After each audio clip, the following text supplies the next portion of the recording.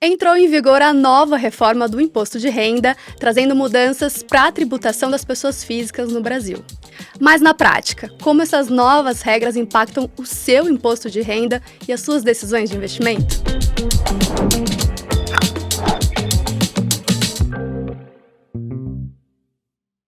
Olá, sejam bem-vindos ao Mind Asset, o podcast da Itaú Asset. Eu sou a Isa, da equipe de comunicação do Itaú.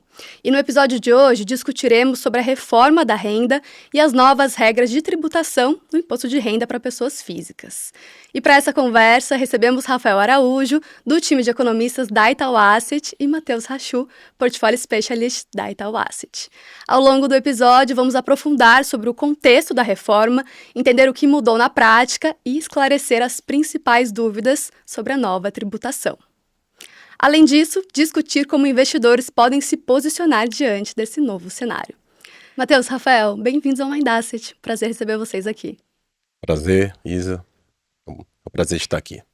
Prazer, obrigado pelo convite. Acho que a gente tem bastante conteúdo, vai ser bem legal a conversa hoje. Maravilha, vamos lá então.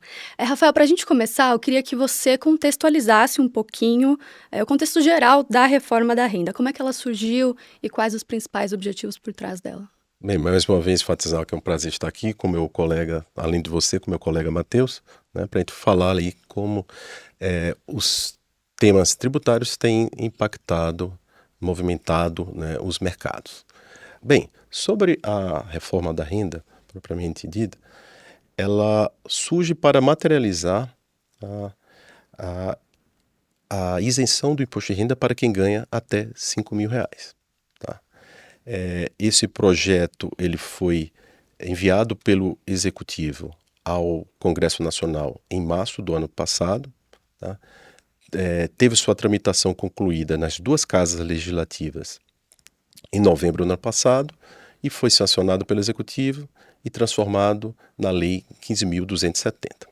Bem, e o que é que estabelece a Lei 15.270? Ela estabelece que, a partir de janeiro de 2026, né, as pessoas que ganham até R$5.000, elas têm o seu imposto de renda integralmente reduzido. Tá? Então, a título de exemplo, a pessoa que ganha exatos R$5.000 antes da reforma, ela pagaria em um mês R$312,89. O que a reforma faz? Ela dá então uma espécie de desconto nesse valor, de maneira que não há incidência de imposto de renda para essa pessoa. Tá? Essa é para a faixa das pessoas que ganham até R$5.000. E tem um outro desconto também, que tem impacto fiscal, para as pessoas que ganham acima de R$5.000 até R$7.350, no qual há uma redução parcial e decrescente desse imposto. Tá? E essa redução parcial, ela tem importância porque poderia ter um caso, se ela não existisse, para pessoas que ganhassem um pouco acima de R$5.000, ela tem uma situação que ela poderia gerar uma renda líquida menor para a pessoa que ganhasse, por exemplo, esses exatos R$5.000. Então, ela serve também para evitar uma distorção no mercado de trabalho, certo? Né? Para essa faixa de renda, principalmente ali, pouco acima de R$5.000. Bem, acontece que, para garantir que esse projeto fosse fiscalmente neutro, tá, foi estabelecido a tributação mínima para as pessoas físicas cujo rendimento anual seja superior a R$600.000. Acontece que esse primeiro pagamento desse imposto de renda mínimo, ele só ocorrerá em 2027, ao passo que a isenção já ocorre no ano de 2026. Então, tem um descasamento temporal entre a redução de receita em 2026, mas o aumento de receita para compensar essa redução só se daria em 2027. E o que o governo fez para lidar com esse descasamento temporal em termos fiscais? Ele introduziu duas novas medidas dentro do âmbito dessa reforma do imposto de renda.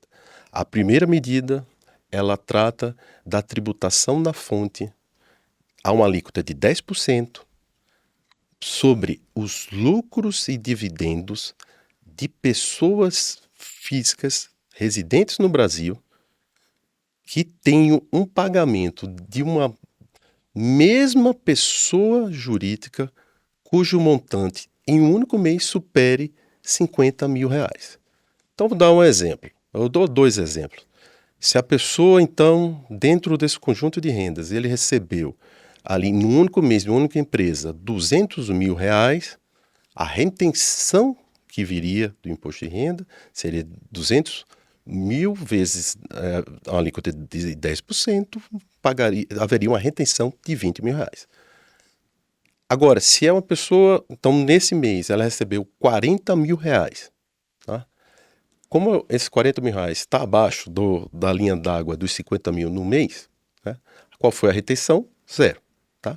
Então, a sistemática é você, mesma pessoa física, recebeu da mesma pessoa jurídica um montante superior a R$50 mil no mês, há uma retenção de 10%. Né? Agora, importante salientar que o próprio governo, quando enviou o projeto de lei, tá, para o Congresso, na sua exposição de motivos, que ele vai lá e dá as razões, ele deixa claro que essa retenção, na prática, é uma antecipação. Tá?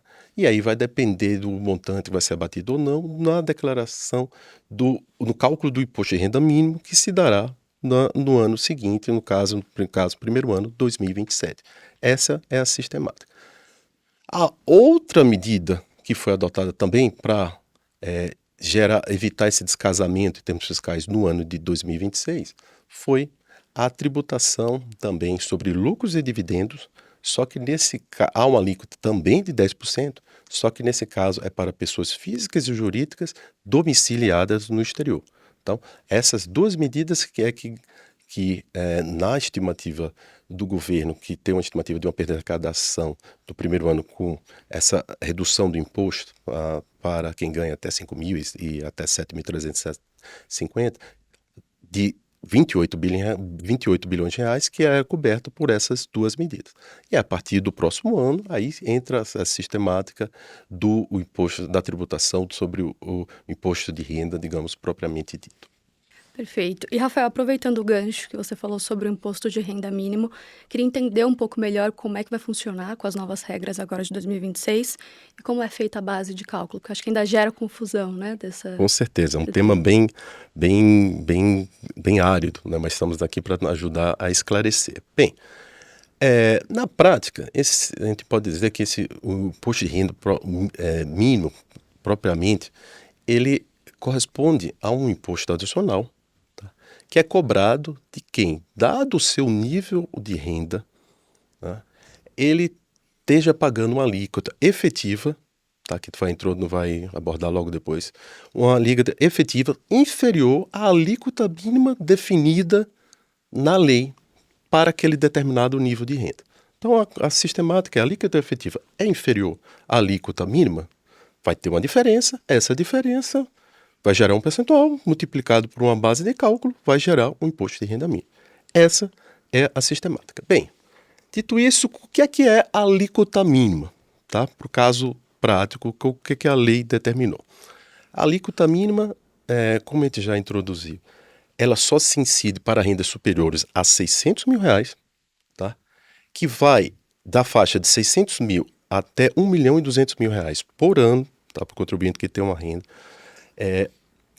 Ela vai crescendo linearmente de 0 a 10%. Então, um exemplo simples, se é 0 a 10, a diferença é R$600 mil, 10% de alíquota, a cada 60 mil reais que a pessoa ofere a mais no ano, a alíquota da pessoa sobe um ponto percentual. Então, 660 mil, 1% de alíquota mínima. 720 mil, 2%, até chegar em R$1.200.000, cuja alíquota é exatos 10%. Acima desse valor, a alíquota permanece nos 10%. Essa é a sistemática.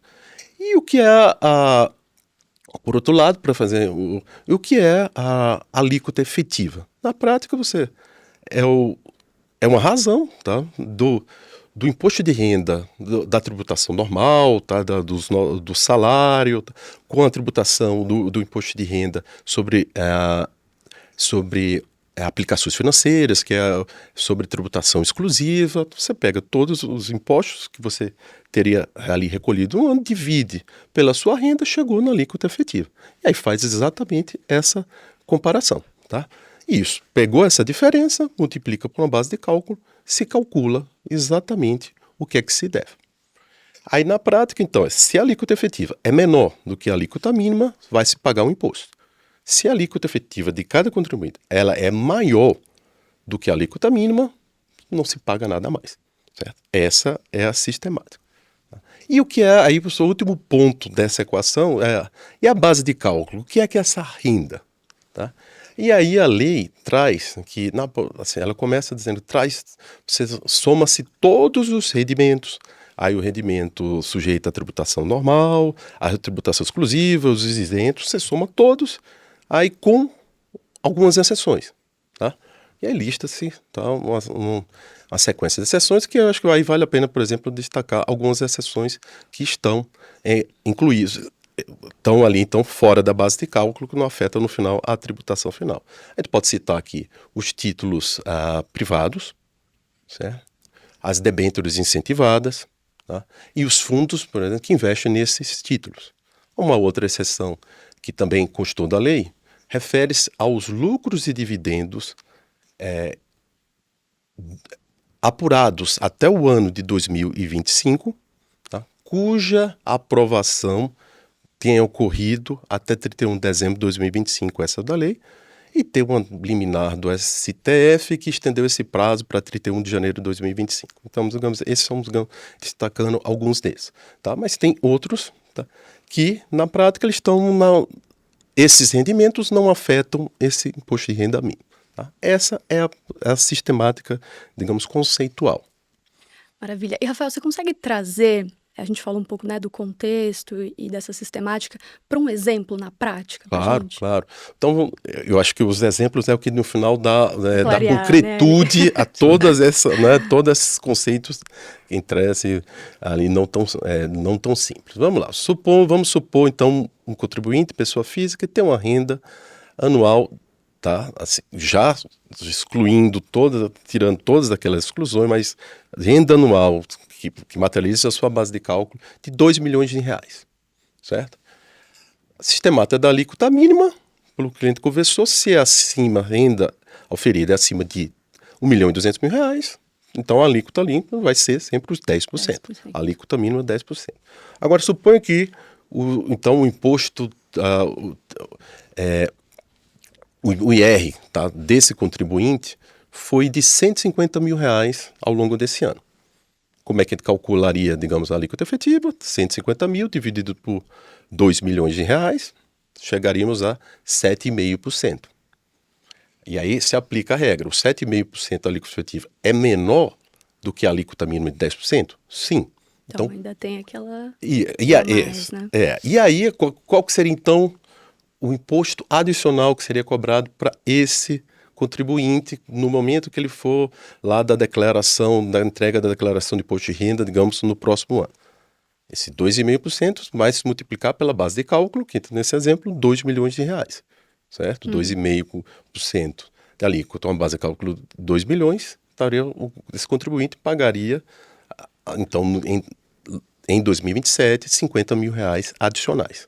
Essa, então, é a sistemática. Compara-se a alíquota mínima com a alíquota efetiva. Se a alíquota efetiva é menor do que a alíquota mínima, faz essa diferença, multiplica a base de cálculo, chega-se no imposto. Tá?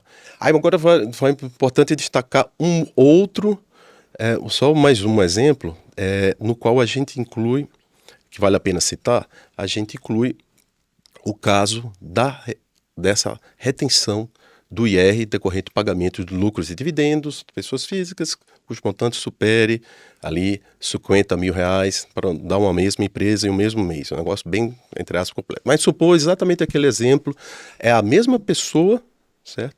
Só que ao longo do primeiro ano calendário, por exemplo, esse 2026, ele recebeu, dentro dessa renda de R$2 milhões, um pagamento de dividendos de R$200 mil de uma única empresa, certo? Então, ele está sujeito à retenção dos 10%, digamos, nesse ano, certo? Do R$20 mil. O que é que mudaria da situação desse contribuinte? Na prática, ao invés de ele pagar no próximo... esse ano ele pagou R$20 mil. Ao invés de ele pagar R$50 mil, que é o que introduziu no exemplo anterior, R$50 mil, ele vai pagar os 50 deduzido do que ele já pagou nessa retenção, nesse caso de R$20 mil. Então, ao invés de ele pagar R$50 mil na declaração de ajuste no próximo ano, ele pagaria a diferença, 50 menos 20 mil, R$30 mil. Né? Note que essa diferença, no final, o total que você paga na primeira situação, ele pagaria no próximo ano R$50 mil. Ao longo dos anos, o pagamento, o total foi o mesmo, só que a diferença é que houve uma retenção de 20 mil no primeiro ano e 30 mil no segundo. Tá? Então, esse é um ponto para destacar que, mais uma vez, enfatizar que essa questão da tributação dos dividendos, ele trata-se no final de uma antecipação temporal, tá? Do que efetivamente a tributação adicional. Certo? Lucros e dividendos acho que é um dos principais pontos, né? Não, dessa mudança. Sim, sem dúvida. E além da reforma da renda, teve alguma outra medida tributária que impactou a dinâmica dos preços dos ativos em 2025? Sim, podemos destacar a edição da medida provisória 1303, tá? Que ela surgiu, em tese, para o governo compensar uma redução do aumento do IOF que ocorreu em maio do ano passado. Tá?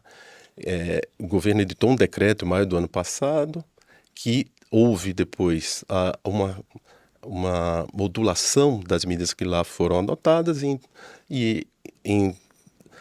para, em tese, compensar essa redução dessa modulação, foi introduzida essa medida provisória, que, dentre outras medidas, ela estabeleceu uma nova sistemática de tributação dos ativos financeiros, tá? Nos quais os ativos sujeitos até então tributáveis passariam a ter uma alíquota mínima de 17,5%, e os ativos que até então eram isentos passariam a ter uma alíquota de 5%. Tá? E ele traria em vigor em janeiro desse ano. No final, essa medida não entrou em vigor porque a medida provisória não foi aprovada pela Câmara dos Deputados em outubro do ano passado, tá? Mas, então, não houve alteração na sistemática de tributação dos ativos financeiros, mas, sem dúvida, durante a tramitação foi um tema que impactou a dinâmica do mercado no ano de 2025. Perfeito. Agora que a gente já tem, então, uma base bem completa e um contexto dessas mudanças, vou chamar o Matheus para falar um pouquinho mais de investimentos. Matheus, quando a gente fala de fundos de investimentos, essas mudanças trouxeram uma certa volatilidade, Sim, né? Com certeza. Eu queria entender qual foi o impacto no mercado de crédito nisso tudo. Sim, acho que é ótima pergunta, e até eu fico vendo o Rafa falar, assim, e daí você vê como que o trabalho é difícil, né, de acompanhar essas coisas. Então, a gente vê, tem leis saindo todo dia, né, e tem essas discussões sobre as leis todo dia, né, e aí tem um trabalho intenso aqui do Rafa e do time de acompanhar para deixar a gente o mais atualizado possível, né. E aí acho que, como o Rafa comentou, né, a 1303 foi uma das medidas que impactou muito o mercado, impactou principalmente o mercado de crédito e o mercado de crédito isento. Né? E se a gente traz, né, um pouco da indústria de fundos isentos, né, e esses fundos isentos, e aí você pode ter o fundo isento ou o fundo isento listado em bolsa, né, e isso lá em 2023, por exemplo, era mais ou menos 50 bi, 60 bi, esse universo. Hoje isso já passa dos 300 bi, né, e a gente teve, por exemplo, uma captação ao longo do último ano, né, durante 2025, nessa indústria de mais ou menos uns 100 bi.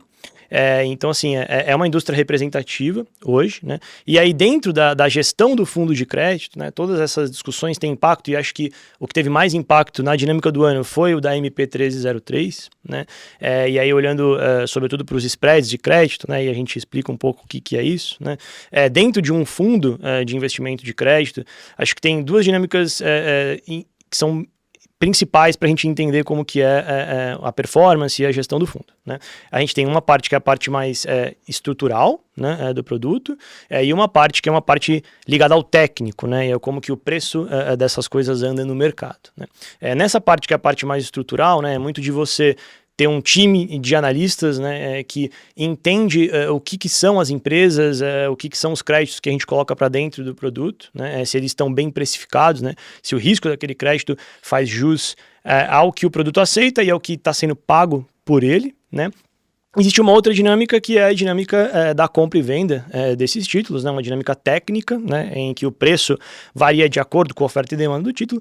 E aí quando a gente olha, por exemplo, para os spreads de crédito, né? E aí o que é o spread de crédito? Né? O quanto que se paga acima ou abaixo do que é precificado para aqueles títulos, como por exemplo as NTNBs, né? Então, quando você olha os títulos de infraestrutura, né? Na sua maioria você tem a precificação em NTNBs, né? Então ele vai pagar NTNB mais alguma coisa, né? A gente viu que esses spreads, né? Eles foram spreads que fecharam bastante, né? E aí, por que fecharam, né? E principalmente ao longo de meados do ano, né? E aí tem muito a ver com a MP1303, né? Em toda a discussão da MP1303, estava lá dentro se os isentos, né, seriam tributados ou não, e eles seriam tributados a partir do ano que vem. Isso fez com que muitos investidores quisessem comprar esses títulos, né? Então teve uma corrida por esses títulos.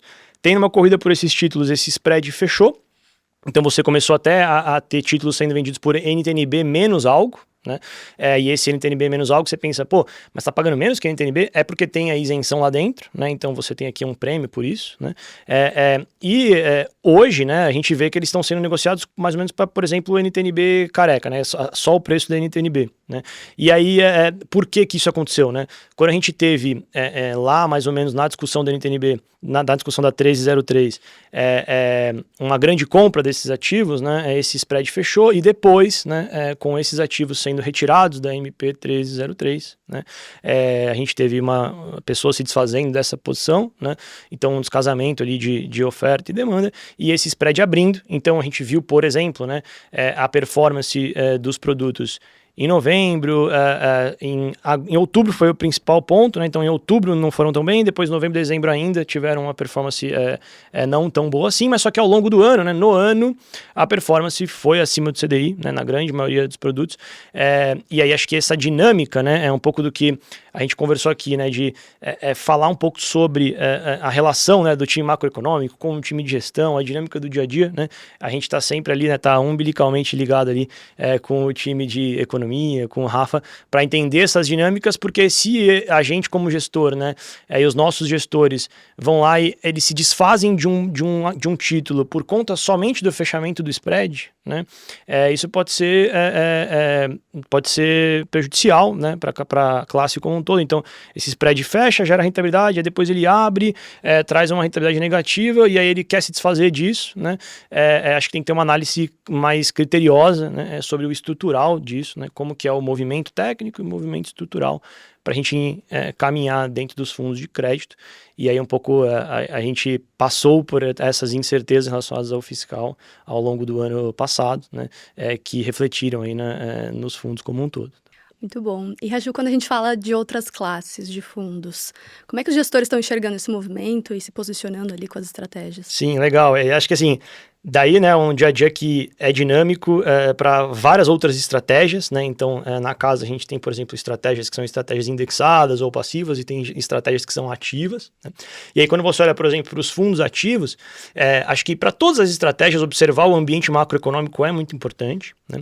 E para os fundos ativos ainda mais, né? Os fundos ativos, aqueles que olhando para o que está definido na sua política de investimento, né, tentam pegar movimentos de mercado, né, e é muito mais sobre você entender qual que é o futuro, né, do que ficar, do que viver do que aconteceu no passado, né. Então a gente tenta pegar esses pontos de inflexão aí no mercado. Até tem uma brincadeira que a gente faz assim, que às vezes a gente vai lá, mostra as projeções e tal, e fala, mas meio que tanto faz isso daí, né, o que interessa é eu mudar de ideia antes dos outros e poder pegar as tendências, né. E aí a gente fica, né, por exemplo, nessa parte fiscal, né, essa parte fiscal foi muito importante ao longo do ano. Acho que vai ser muito importante daqui para frente, né? Trouxe muita incerteza, né? Por conta de várias medidas. Então a gente teve, por exemplo, a medida do IOF, a gente teve até sobre tributação, né? Eu lembro umas discussões sobre tributar investimento internacional dentro dos fundos de investimento, e aí isso trouxe, né, volatilidade e tal. Então acho que assim, na média assim, dos investidores, ali, né, dos nossos gestores, a gente teve gestor que conseguiu capturar uma rentabilidade boa em Brasil, por exemplo, não tanto por, né, uma questão fiscal em si, mas por questões de mercado como um todo, né? Então, por exemplo, com os juros fechando, com uma perspectiva de uma flexibilização monetária que vem de um câmbio lá fora que foi melhor e melhorou a inflação para cá, sendo bem resumido, assim. E a gente teve gestor também que, por conta de todas as incertezas, preferiu ficar um pouco menos em Brasil, tá? Então, acho que queria só trazer aqui, né, para o nosso ouvinte, para o nosso investidor, que essa dinâmica é muito fluida, né? E a gente está muito junto ali com o time macroeconômico, junto com o Rafa, para entender o dia a dia de para onde essas coisas vão. Perfeito. Estamos chegando aqui na nossa etapa final da nossa conversa, passamos por cenário, impacto nos investimentos. Para finalizar, eu queria que vocês deixassem uma mensagem final para os nossos ouvintes, algum ponto importante que a gente não falou aqui. Enfim, começando por você, Rafa. Só para enfatizar, nesse caso aqui, enfatizando o tema trazido pelo Matheus, também com foco nos títulos incentivados, reforçando mais uma vez que nessa sistemática da tributação do imposto de renda mínimo, os títulos incentivados não estão impactando na alíquota final, então é um tema ali, é importante ressaltar, é um tema que não interfere no rendimento ou no cálculo da alíquota do IR mínimo aos rendimentos dos títulos isentos, que a gente está trazendo esse exemplo do Matheus. Eu acho que é muito importante enfatizar esse ponto. Perfeito. Tá? E eu acho que assim, do meu lado, eu acho que a gente viu muito no final do ano passado, né? Os investidores, eles preocupados com os fundos de crédito, né? E eu acho que daqui para frente, pensando no ano de 2026, eu acho que a parte, né, como eu falei, né, o técnico e o estrutural, cada vez mais vai ser importante você estar numa casa que está preparada para entender bem esse estrutural, né? E aí a gente tem, por exemplo, aqui, né, na Itaú Asset, né, um time muito robusto, né, times robustos de análise de crédito, para entender qual é o específico da empresa, né, se aquele crédito está sendo bem precificado ou não, né? Então acho que vai ser um ano que é um ano muito de entender esse estrutural, né, não comprar um fundo olhando só para a performance passada, né, porque é um ano muito de entender qual que é a dinâmica do crédito, né, o estrutural do crédito e ser ativo em crédito. E uma coisa que eu até não comentei na outra resposta, né, mas é que é interessante, é que o mercado de crédito ficou muito mais profundo também, né? A gente tem muito mais emissão no primário e trade no secundário, né? Isso tem feito com que a dinâmica dos fundos de crédito tenha sido muito melhor assim, do que foi no passado. Então, assim, a gente está bem animado aí para frente, né? Acho que o animado aqui quer dizer disposto a entregar o melhor possível, né? Vai ter muita volatilidade, mas a gente está disposto... Vai render bastante, né, a gente está disposto a entregar o melhor possível. Pode ter algum solavanco no meio do caminho, né? Acho que isso aí faz parte, né? Mas a gente agradece a confiança de todos os investidores e está aqui pronto para fazer o melhor ali que for possível no cenário para todos, tá? Maravilha. Matheus, Rafael, foi um prazer receber vocês aqui no Mind Asset, nesse papo super esclarecedor sobre as mudanças tributárias na renda. Muito obrigada. Muito obrigado, Isa. Um prazer também. Obrigado, um prazer. E só para dar um recado, né? Isso daqui é água mesmo, tá? Que todo mundo fica na dúvida. A canequinha do Mind Asset, essa é especial. Canequinha da Mind Asset, tem água mesmo aqui. Só uma brincadeira. Obrigada, pessoal. Muito obrigado. E para você que nos ouve, fica aqui o nosso convite para seguir o Mind Asset na sua plataforma de áudio favorita. E se gostou do episódio, compartilhe com quem também se interessa por investimentos. Até o próximo Mind Asset.